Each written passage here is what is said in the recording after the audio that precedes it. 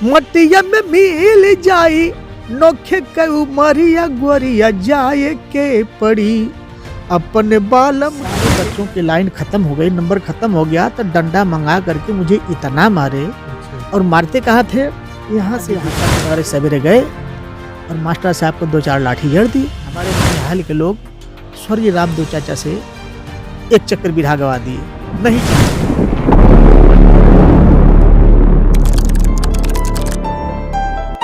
नमस्कार, प्रणाम। मैं हूं संतोष और आप देख रहे हैं सॉलफ हिंदी। दोस्तों, बिरहा जगत के कलाकारों के इंटरव्यू के सफ़र में आप सभी का एक बार फिर से स्वागत है। और हमारे बीच आजमगढ़ के एक कलाकार हैं, बिरहा कलाकार, और ये गाते हैं मंच के माध्यम से। इनके बिरहा आपने सुना ही होगा। तो सर स्वागत है, इन्हीं के स्वर में हम परिचय जानेंगे। सर स्वागत है आपका। सर आपका भी स्वागत है। और मेरा परिचय, मैं लोकगीत बिरहा कलाकार गंगालाल गौड़, ग्राम असौसा पलना, ब्लॉक पलना, थाना मेहनगर, जिला आजमगढ़ से जी। और सर बिरहा तो मैं बड़ी कब से आप बिरहा शुरू की गाना शुरू तो मैं 95 के बाद से शुरू किया। लेकिन हमारा बिरहा से जुड़ना, मुझे याद है कि न तो इंदिरा हत्याकांड हुआ होता और न फूलन देवी का नाम हुआ होता, जो डकैत फूलन देवी थी। इसीलिए मुझे हमेशा याद रहता है, जब मैं दूसरी तीसरी कक्षा में पढ़ाई करता था तो मेरा मन पढ़ाई में लगा था। लेकिन हमारे एक मास्टर साहब थे जिनका नाम केदार यादव था, जो धामुपुर के रहने वाले थे, जहाँ के वीर अब्दुल हमीद हैं। वो मास्टर इतने अच्छे थे कि उनका जो लड़का पढ़ाया हुआ होता था, अगर उनका पढ़ाया हुआ लड़का उस स्कूल में अगर गधा है तो दूसरी स्कूल में जाता है तो सबसे तेज बनकर ही उभरेगा। अच्छा। तो उनकी शिक्षा ये थी कि उनके हाथ का पढ़ाया हुआ लड़का राइटिंग में, खेल में, कूद में, कुश्ती में, हर विषय में परिपूर्ण होना चाहिए। और बीच में मेरे स्कूल से नहीं निकलेगा जब तक मैं 5वीं क्लास से नहीं छोड़ता हूँ। तो ऐसा ही एक दिन मौसम बदल गया, जैसे आज का मौसम है। गांव के लोग, जहाँ मास्टर साहब रहते थे, जिस गांव में, लोग बोले कि मास्टर साहब आज पढ़ाई का दिन है, आज गाने बजाने का, खेल कूद का दिन है, आज बदली हुई है। अच्छा। ठीक है, आज पढ़ाई नहीं होगी। तो बारी बारी से सबको गवाने का काम शुरू कर दिए। लड़का हो या लड़की हो, हम लोग दूसरी या तीसरी कक्षा में पढ़ रहे थे, इतना याद नहीं है। लेकिन दूसरी या तीसरी कक्षा में पढ़ रहे थे और शायद उसी समय फूलन देवी का नाम चल रहा था और उसी समय इंदिरा हत्याकांड हुआ था। तो ये चीज़ हमें हमेशा याद रहती है। 84 की बात, ज़्यादा से ज़्यादा मैं 8, 9 या 10 साल का रहा होगा। तो दूसरी तीसरी में पढ़ता था। तो उस दिन सारे बच्चों का नंबर आया, मेरा भी नंबर आया। मुझे कुछ नहीं आता था, गाने के विषय में कुछ नहीं आता था, पढ़ाई लिखाई के विषय में जो भी कोई कहीं से पूछ देता था मैं बता देता था। तो उस गुरुजी से मैंने बोला कि गुरुजी मुझसे कविता गवा लीजिए, कहानी कहवा लीजिए, मैं गीत के रूप में कविता गा दूंगा। कहीं से कोई भी कविता मुझे हमेशा याद हो जाती थी, मैं रट लेता था। बोले नहीं, ये पढ़ाई की बात है, आज पढ़ाई से हट के कुछ होगी, क्योंकि आज मौसम ही बदल गया है। तो सबका नंबर ख़त्म हो गया और मुझे वहीं पर खड़ा करा दिया गया।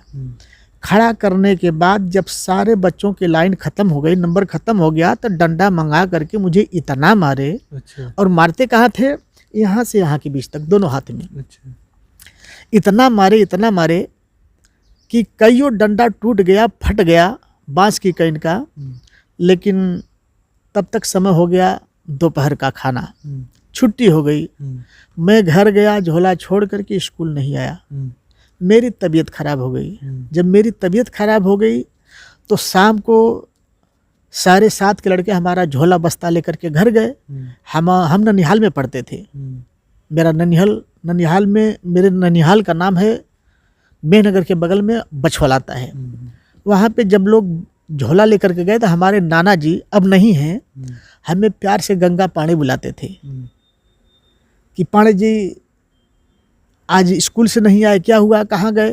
तो हमारे साथ के बच्चे लोग जब झोला लेकर के आए तो पता चला कि गंगा पानी का झोला कोई और लेके आया है। लेकिन है कहाँ, तो पता चला वो तो तबीयत खराब हो गई, मास्टर साहब आप बहुत मारे हैं। अब हमें बुखार आ गया, दवाई उपचार हुआ, काफ़ी समय की बात है। तो नाना जी गुस्सा के मारे सवेरे गए और मास्टर साहब को 2-4 लाठी जड़ दिए। उनके नाती को चोट लगी थी, मास्टर साहब काहे मारे। तो अब मास्टर साहब को गुस्सा आई, हमारा नाम काट के फेंक दिया। हम दूसरे स्कूल में जाने लगे पढ़ने, लेकिन मन नहीं लगता था।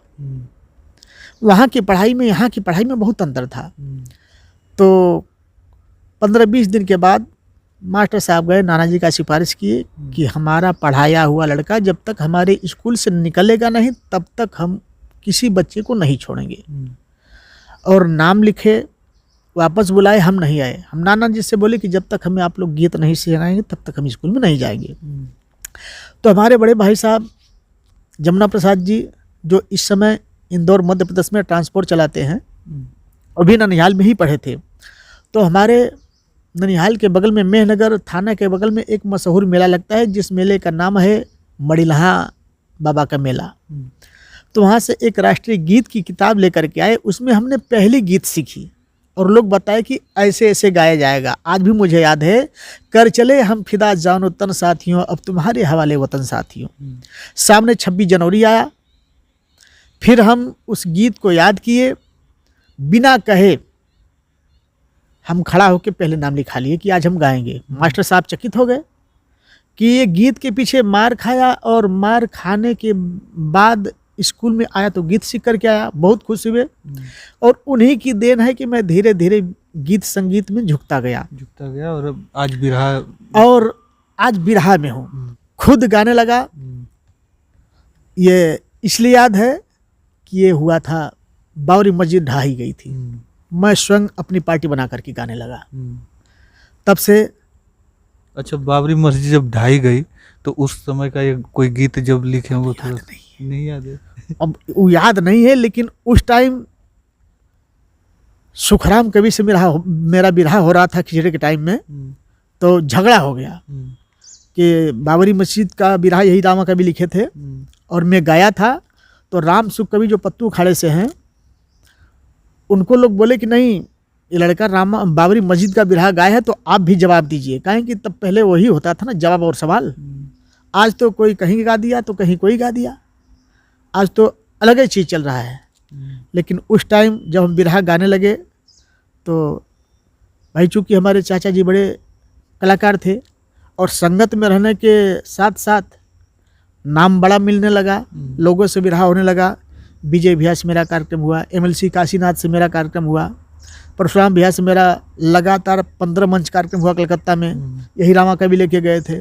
और बाला चाचा से मेरा कार्यक्रम हुआ, ये परशुराम और काशीनाथ के गुरुजी थे, सभी लोगों से मेरा कार्यक्रम हुआ। बेचन भैया से मेरा कार्यक्रम हुआ, विजय भैया से हुआ है, नंदलाल भैया से हुआ, ये जंग बहादुर कुशवाहा थे, इनके साथ हुआ है, महेश भाई के साथ, तमाम कलाकारों के साथ मेरा हुआ। यहाँ तक कि मरते दम तक हमारे स्वर्गीय चाचा रामदेव जी से भी बिरहा हुआ बॉम्बे में, बम्बई साइन में। हमारे ननिहाल के लोग स्वर्गीय रामदेव चाचा से एक चक्कर बिरहा गवा दिए, नहीं चाहते हुए भी। तो यही सब बातें हैं और आज मैं आप लोगों के सामने हूँ। मेरा यूट्यूब पे भी बिरहा आता है, चैनल पे भी आता है। मेरा खुद का चैनल मेरा लड़का बनाया है, GL रोहित म्यूजिक। GL मतलब गंगालाल मेरा नाम है, रोहित मेरे बालक का नाम है। और एक चैनल डाला है GL रोहित एक्सप्रेस। अब धीरे धीरे गीत डाल रहे हैं सब लोग और डालते रहेंगे जी। अच्छा, तो हम चाहेंगे कि एक गीत थोड़ा सा गुनगुना दें जो आप गाते हैं बिरहा के माध्यम से। जी जी।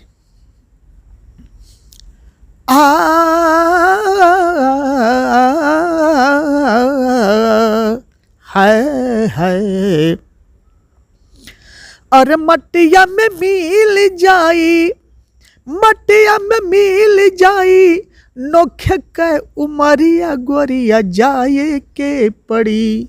ये निर्गुण का प्रसंग बा।